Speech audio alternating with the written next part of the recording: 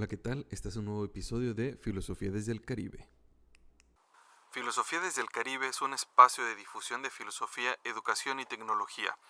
Mi nombre es Juan Montienlava y espero me acompañes en cada episodio donde de una manera amena y tranquila nos daremos cuenta lo cercano que está en nuestro día a día el mundo de la filosofía.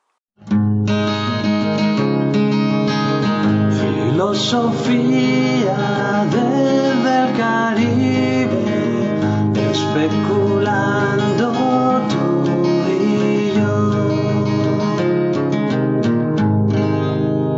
¿Qué tal? Muy buen día, estás en Filosofía desde el Caribe. Y el día de hoy se va a tratar el tema de la axiología, la cuestión de los valores. Bueno, tenemos la axiología que estudia los valores y ahorita vamos a entrar en definiciones, dándole continuidad a este podcast. Es la segunda semana consecutiva, vamos a seguir trabajando, voy a seguir trabajando en ello, desde la construcción del contenido, la grabación, la edición. Y apenas me preguntaban que si quiénes conformábamos el equipo de Filosofía desde el Caribe. Pues bueno, el equipo de Filosofía del Caribe está como camarógrafo yo. Y también hago las ediciones y todo. Bueno, esto es más un gusto, un placer, el tratar de compartir estos conocimientos filosóficos, a tratar de hacer a lo mejor la filosofía un poquito más agradable y amena o entendible. Sé que hay muchos canales y demás, pero bueno, creo que en este punto un canal más sobre filosofía no está de más. Y de alguna manera, así como de repente tienes a lo mejor a tu profesor o profesora favorito, puede ser que tengas tu canal favorito o nos des oportunidad a los que estamos empezando de escuchar nuestro contenido. Y como comentaba, el día de hoy voy a hablar sobre los valores. Pero primero, ¿quién estudia los valores? Bueno, la axiología, también llamada teoría de los valores, es la rama de la filosofía que estudia la naturaleza de los valores y cómo influyen en nuestro comportamiento. En esta idea de la cuestión de los valores, cuando eres profesor, no sé, a lo mejor eres profesor o estás tomando las clases de ética o valores o algo así, la primera pregunta no es como que tratar de definir los valores, qué son los valores, pero a su vez en algunos casos me ha tocado como si diéramos recetas o como si la clase se tratara de dar recetas de cómo comportarse bien. En mi caso, en el caso de mis clases, lo que pretendo es ayudar a tener un propio discernimiento, tener herramientas teóricas sobre postulados históricos, es decir, que en diferentes momentos de la historia se ha hablado de la ética de una manera muy particular, o hay diferentes corrientes que hablan sobre la ética, y que tomes alguna que te pueda ayudar a dirigirte a ser una persona X y Y, a lo mejor la persona que deseas. Entonces, en este caso, que vamos a hablar de la axiología, en otras palabras, podríamos decir que la axiología nos ayuda a entender qué es y lo que consideramos bueno, justo, bello o importante. Y las primeras charlas o discusiones que se dan cuando hablamos de ética es este punto de lo que consideramos, y haciendo énfasis en consideramos bello, bueno, justo. Entonces allí radica, incluso cuando hablamos de la cuestión de la felicidad, podríamos decir la felicidad según quién o para quién. Y es por eso que también más adelante voy a estar hablando de estas posturas subjetivas, ¿no? Universales, que pretenden dar un sentido universal y algunas un sentido subjetivo de la concepción de los valores. Recordemos que un elemento muy importante en esta idea de la concepción de los valores es el tiempo y el lugar desde una perspectiva ahí subjetiva. Entonces podríamos decir qué es lo bello, qué es lo bueno, qué es lo justo, ¿no?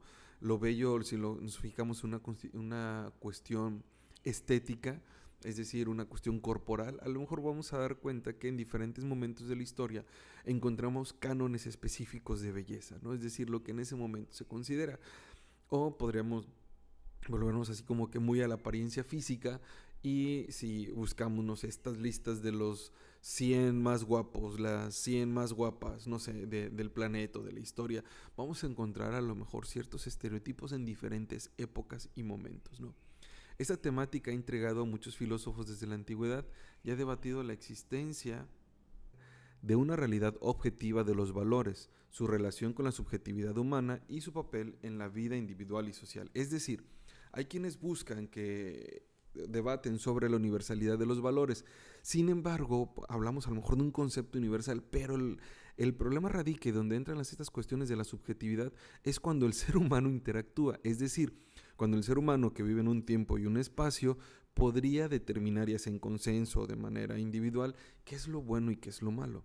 Entonces ahí es donde entra este debate a discutir, es decir, ¿cuál es la concepción que nosotros como individuos vamos a tener sobre los valores? Pero escuchemos esta historia, esta pequeña situación, para comprender un poquito más esta cuestión de la axiología, ¿no? Ana, una joven estudiante, se encuentra con dos opciones para su futuro profesional. Puede aceptar un trabajo bien remunerado en una empresa que contamina el medio ambiente o puede optar por un trabajo con un salario menor en una organización que se dedica a la protección del planeta. La decisión de Ana dependerá de sus valores personales.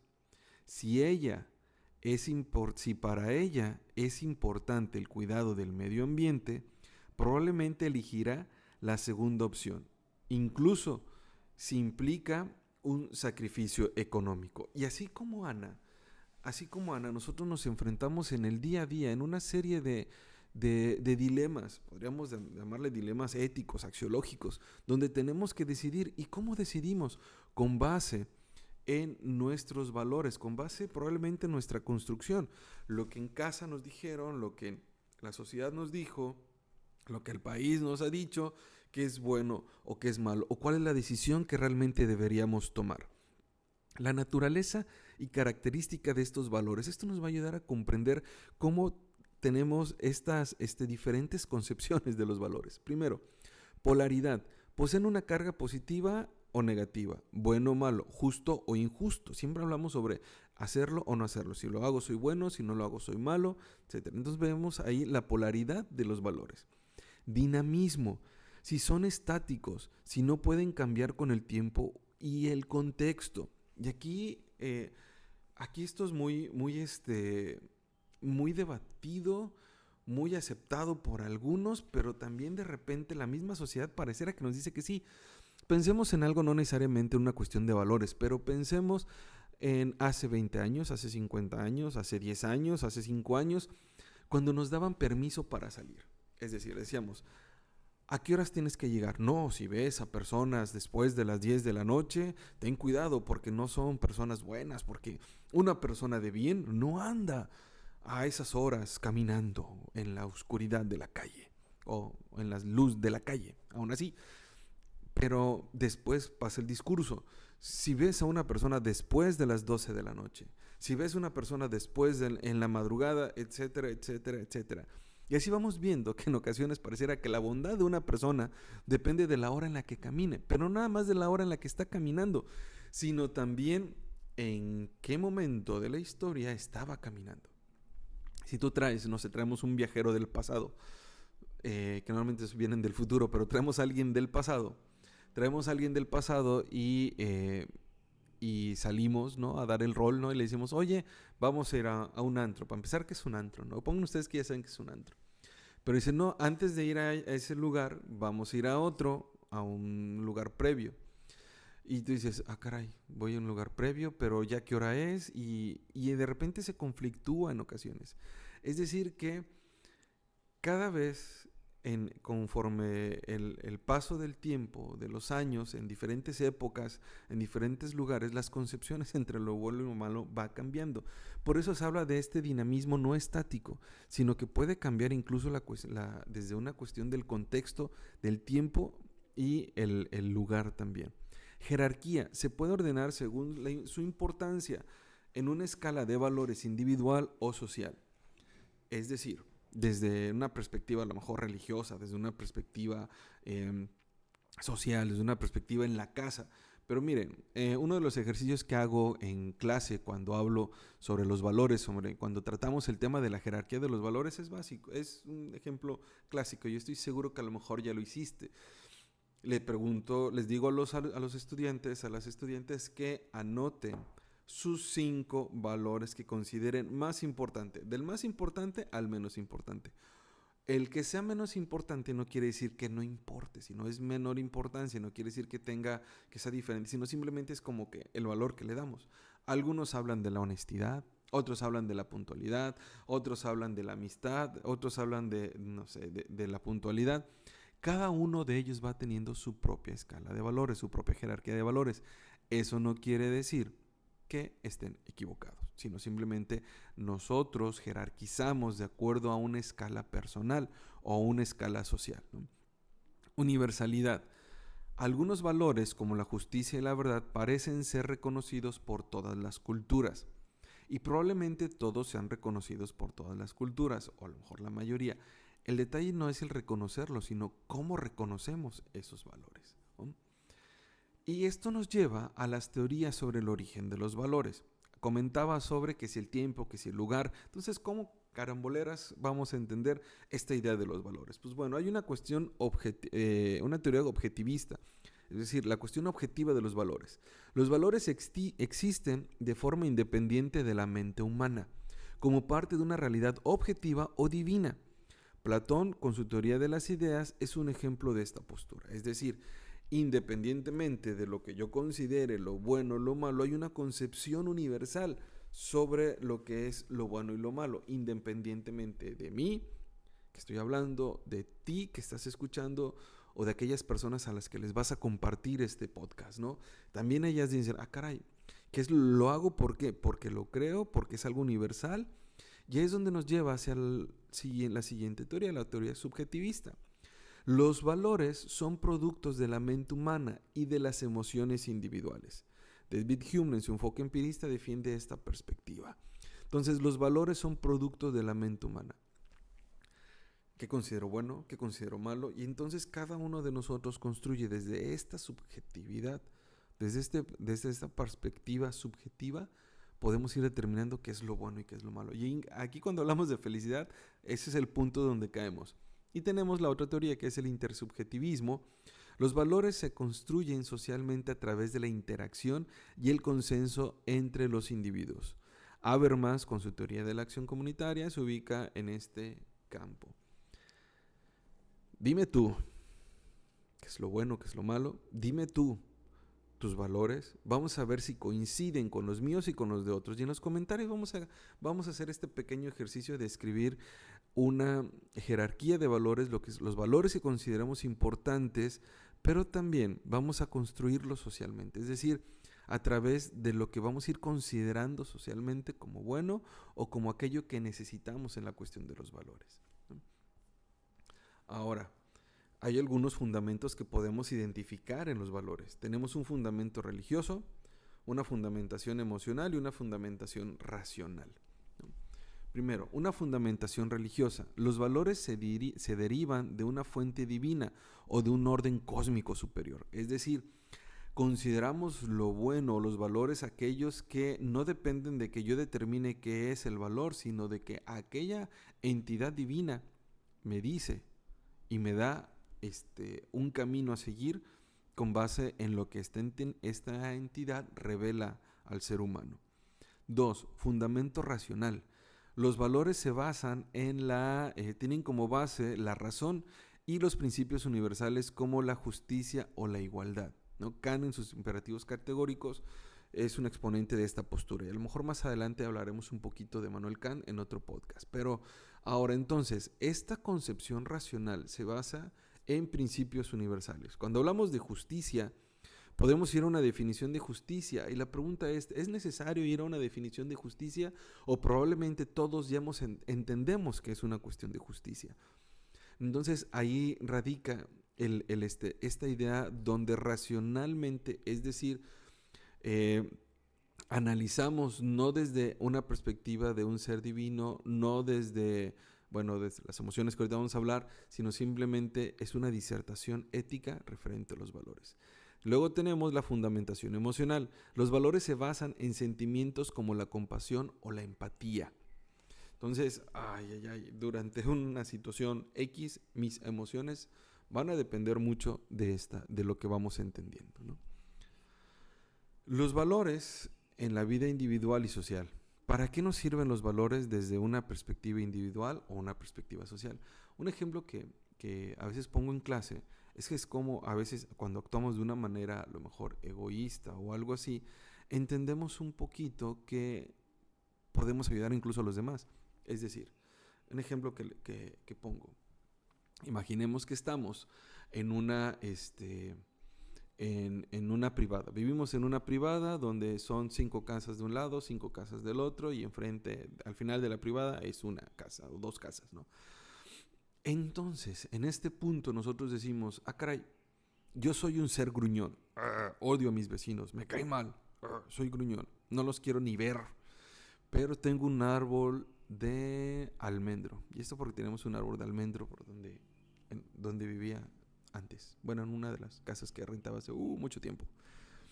Entonces, tengo un árbol de almendro. Quienes saben de árboles de almendro y quienes no saben de árboles de almendro, pero a lo mejor lo van a identificar, o quienes no sabemos mucho sobre la concepción, sino simplemente de lo que provoca, tira muchas hojas. Muchas hojas y hay mucha hormiga. Este árbol, si yo tengo un árbol de almendro, pero me caen gordos mis vecinos, me caen mal, soy antisocial, pero me gusta el orden y la limpieza.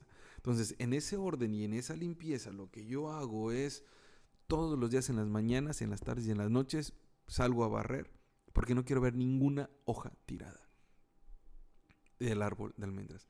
¿A quién beneficio? Mi acción individual, mi acción subjetiva, mi acción sin pensar en los demás, incluso a veces a lo mejor soy un ser egoísta, lo que provoca es un bien para los demás. Es decir, limpio para mí, beneficio a todos. Y ahí es donde podemos también ver un poquito estas ideas de cómo la cuestión de los valores, e incluso siendo una persona que no convive o no quiere convivir con los demás, podemos ser buenas personas desde lo individual, no necesariamente de lo social. Es decir, para ser una persona con valores, o una persona que practica valores, o una persona éticamente responsable, no quiere decir que tu acción es porque incluya a otras personas, sino tu misma acción individual, pensando en ti, también contribuye a un beneficio social. Pero también por eso es desde la vida individual. Una guía para la acción, los valores. Los valores nos permiten tomar decisiones responsables y actuar en forma coherente con nuestros principios. Es decir, lo estoy pensando, yo digo que mis principios son X, Y y Z, y actúo de acuerdo a X, Y y Z. Desarrollo personal.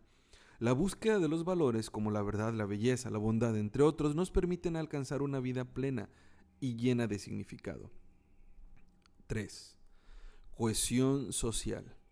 Los valores compartidos permiten la convivencia pacífica y la cooperación entre los miembros de una sociedad. Sí, no solo es el hecho de que yo quiera hacer algo por hacerlo, sino que mis acciones tienen repercusiones. Mis acciones van hacia, yo hago A y va hacia uno de estos rumbos. Entonces, me debe permitir mis acciones lograr la cohesión social. Hablábamos hace un momento de la cuestión individual, cómo desde una vida individual, donde busco ejercer los valores, también ayuda a una cuestión social. Probablemente mi intención, hablando a lo mejor de objeto, fin y circunstancia, no es ayudar a los demás, sino a mí mismo. Pero en ese mí mismo, entonces, ayudo a los demás. Ahora veamos que hay críticas y desafíos de la axiología. ¿Por qué digo? No solamente se trata de de observar una serie de valores, de hablar sobre una teoría ética y de aquello que nos beneficia, sino que también estas teorías, de a lo mejor dices, híjole, a mí me encanta el relativismo, a mí me encanta el subjetivismo, a mí me encanta, es casi lo mismo, a mí me encanta el universalismo. O quieres seguir una teoría específica o una postura, pero también hay que entender una cuestión de las críticas. Y vean cómo es importante también entender la idea de la crítica a cada una de estas posturas. Un estudiante me decía sobre la relatividad. Llegó, hicimos un examen, esta vez fue un examen de lógica, estábamos creo que con silogismos. No le fue tan bien, creo que reprobó, no recuerdo bien, pero no le fue tan bien. Y entonces llega y me empieza a decir, no, profesor, mi calificación. Le digo, no, mira, pues sacaste esto porque tu premisa mayor y tu menor, pasaste el término medio a la conclusión y tu conclusión no sigue los términos, etcétera, ¿no? Y me dice, profe, pero es que todo es subjetivo. Y yo, wow. No me explotó la cabeza, pero hago el sonido como que, ok, Perfecto, entonces todo es subjetivo. Sí, profe, para mí esto es un 10, porque me esforcé y no sé qué, y entonces todo es subjetivo. Perfecto. Entonces, como todo es subjetivo, la calificación que yo te pongo es un 4. ¿Por qué, profe? Porque todo es subjetivo. Y me dijo, no. Le digo, o prefieres la universalidad de la rúbrica, donde con base en la rúbrica te califico. No, profe, la universalidad de la rúbrica. Entonces digo, no se trata como que para algunos casos utilizo X y para otros casos utilizo Y, ¿no? Entonces entender la crítica y los desafíos de la axiología. La misma crítica de la axiología se vuelve unos desafíos, ¿no? Se vuelven desafíos. Dificultad, relativismo cultural. Dificultad para establecer valores universales ante la diversidad cultural. Caramboleras. ¿Qué pasa aquí? Aquí el punto es donde si yo voy a otro lugar, no sé si han viajado a otros lugares del planeta y se han encontrado con ese choque cultural. O a lo mejor no es necesario viajar a otra parte del planeta. A lo mejor vas a visitar o vas a la casa de tus amigos, de tus amigas, de tu novio, de tu novia, de tu crush, de lo que quieras. Bueno, de otro ser humano, que tiene también tradiciones, que tiene una construcción familiar, que tiene ideas de ver la vida desde esa familia, y tú llegas ahí. Y entonces, no, pongamos un ejemplo. Tú estás acostumbrado a comer con picante, muy acostumbrado, pero a la familia donde vas a comer no le ponen picante. Tú dices, carambas, ¿qué hago? Pues nada, no es así como que, ay, gracias, y nos vemos. Pues no. Te llega el conflicto. Primero el conflicto donde dices, caray, ¿por qué no comen con picante si el picante le da sabor a la vida? Además estamos en México, ¿no? Y vamos a estas construcciones culturales, ¿no? Pero esa familia no come picante, y punto. Y es una familia mexicana, tradición de años, etcétera, ¿no? Pero no come picante. Y entonces ahí nos enfrentamos a un choque cultural. Ahora, llevemos esto a una perspectiva de entender lo bueno y lo malo. Un estudiante en secundaria, en preparatoria, llegaba y le daba zapes a sus compañeros. Y zape a su compañero. Y zape, ojo. Y no a todos les daba zapes, solamente eran a 3. A los que, según él, bueno, a lo que él decía, que eran sus amigos, sus mejores amigos. ¿Qué sucedió? Le dije, oye, brother, ven para acá. ¿Qué onda que le estés dando zapes a tus compañeros? ¿Por qué? Y sus otros compañeros no lo notaban, aparte no lo notaban tan a mal. Le digo, ¿por qué les das zapes? Me dice, profe, es que los quiero mucho. Y le digo, pues vaya manera de expresar tu cariño. Y me dijo, no, es que en casa cuando me dan, mi papá me da un zape, no es fuerte, digo, tampoco vayan a buscar a la persona y vayan a ver quién para ir a ver si hay violencia. No. Bueno, de hecho, pues el golpe no debería de ser, ¿no? Pero le daba golpecitos. O sea, era un zapecín, no un zape. Y es como si fuera una palmada. Entonces les daba este zapecito y le digo, sí, dice, me da zapecito y me dice, te quiero mucho, hijo. Ok. Es su perspectiva. Y de ahí viene el dilema también de, oye, es bueno, es malo, porque le da zapes, debería, ¿dónde es? ¿Lo voy, lo funamos o qué onda? Ese es el punto, donde chocamos una cuestión relativa. Yo le decía, oye, no tienes que dañar a tus compañeros, ni golpearlos, ni nada. Y dice, no, profe, no es fuerte. Y tú te enfrentas con ese choque como profesor y dices, ok, vamos a procurar no hacerlo. En casa tendrás tus tradiciones y culturas y pues bueno, es entendible. Ahora ya entiendo por qué lo haces, que no es un sentido de agresión. Vemos, esa es la cuestión del relativismo cultural cuando chocamos. Ahora llevemos esta idea de este alumno, esta idea de la comida a nuestro día a día. Y probablemente en el trabajo, en la escuela, en la oficina, eso me sonó comercial, qué buena medicina. Perdón, no es pagado. Ni siquiera recuerdo qué medicina es, pero cuando nos enfrentamos en nuestras realidades sociales, entendemos que hay diferentes costumbres. Como cuando llegas a un trabajo nuevo, o cuando llegas a Wakanda y te dicen, no, esto no se hace aquí. En el caso de, no me acuerdo quién fue, llegó a Wakanda y quería hacerle reverencia al rey de Wakanda, ¿no? Al rey T'Challa, ¿no? Pero pues dices, no, brother, esto no se hace aquí, no creo si reverencia. Ahí tenemos el relativismo cultural, este choque que tenemos que es un desafío y es una crítica para entrar en consenso o buscar la universalidad en el sentido del valor. La influencia de las emociones y las experiencias personales en la valoración. Mi abuelita me decía, que en paz descanse, cada quien habla como le va en la feria. Aquí en Chetumal, Este podcast está grabado desde la ciudad de Chetumal, en el estado de Quintana Roo, parte del Caribe mexicano. Es grabado aquí y hay un juego, tampoco no es promoción, ni den mi código, no me dan nada. Hay un juego que está en la explanada de la bandera. De hecho, enfrente de ese juego hay un como brincolín para niños. Pueden ir aquí a Chetumal, pueden venir a Chetumal y comerse una marquesita gigante. Si no saben qué es una marquesita, voy a procurar poner una imagen en lo que la edito. Y si no, si me estás escuchando, pues bueno, busca marquesitas en Chetumal. Y son unas marquesitas gigantes. Investíguenlas y búsquenlas. Es algo muy común acá en esta región. Bueno, ya que di este breve comercial turístico de Chetumal, hay un juego, hay un dragón. Un dragón que hace wiu, wiu. Para los que me están escuchando, es un dragón que hace como una especie de péndulo, ¿no? De un lado hacia otro, de un lado hacia otro. Y tú dices, está papita este juego, ¿no? Yo le entro, ya estoy grande. No.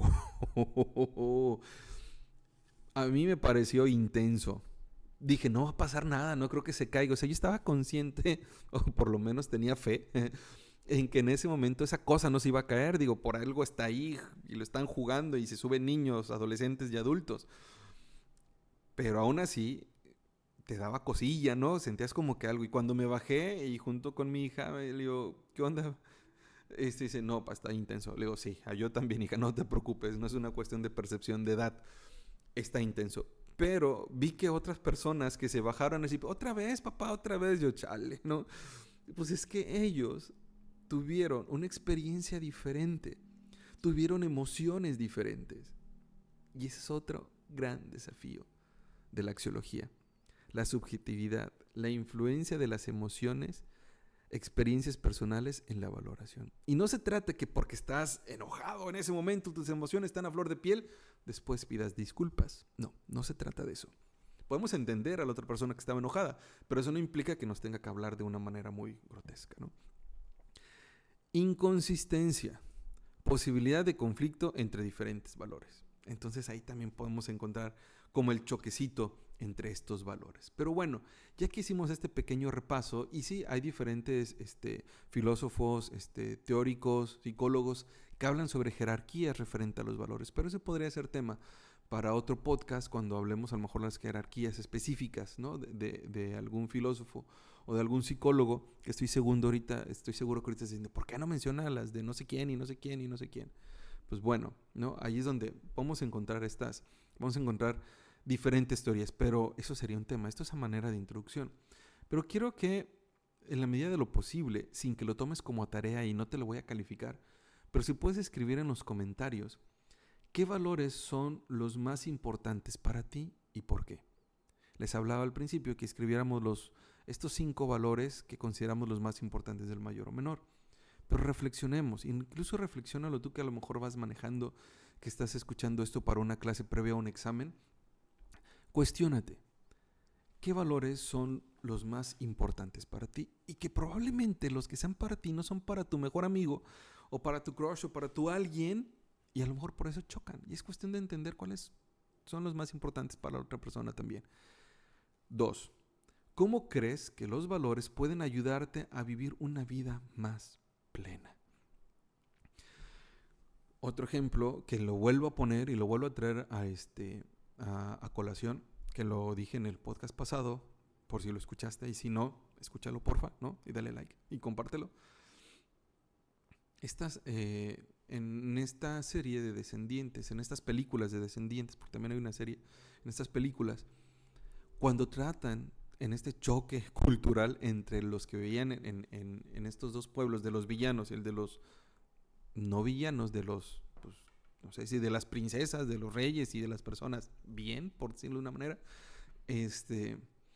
o bien portadas, o no sé, ahí hay que analizar esa película de Descendientes de la perspectiva del bien y el mal, pero bueno, resulta que les enseñan a discernir de una manera correcta, es decir, tomar decisiones, donde la respuesta correcta, por la cual es fácil identificarlas para estos chicos que vienen que son hijos de los villanos, hijas de los villanos, de las villanas y villanos, dicen, ¿cómo es que sabes tanto?